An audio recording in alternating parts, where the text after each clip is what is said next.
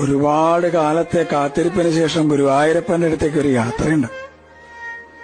പരിഭവങ്ങളും സങ്കടങ്ങളും പരാതികളൊക്കെ ആയിട്ട് നടന്ന് ആ ശ്രീലകത്തിന്റെ മുമ്പിൽ അങ്ങോട്ട് എത്തുമ്പോ ഭഗവാനെങ്ങനെ കാണാം. ശംഖും ചക്രവും ഗദയും പങ്കജവുമായിട്ട് ചക്രവർത്തി ഭാവത്തിലുള്ള ഭഗവാന്റെ രൂപം അതങ്ങോട്ട് കാണുമ്പോ കണ്ണ് നിറഞ്ഞൊഴുകും, തൊണ്ടയിടറും, എല്ലാം മറന്നുപോവും. പരിഭവങ്ങളും സങ്കടങ്ങളൊക്കെ. ഗുരുവായൂരപ്പാന്നൊരു വിളിയുണ്ട്. ആ സമയത്ത് ശ്രീലകത്തുനിന്നൊരു നോട്ടമുണ്ട്. കാരുണ്യത്തിന്റെ കടലായ കണ്ണന്റെ നോട്ടം.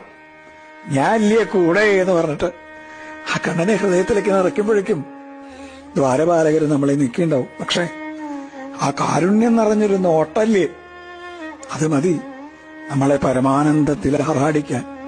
കൃഷ്ണ ഗുരുവായൂരപ്പ.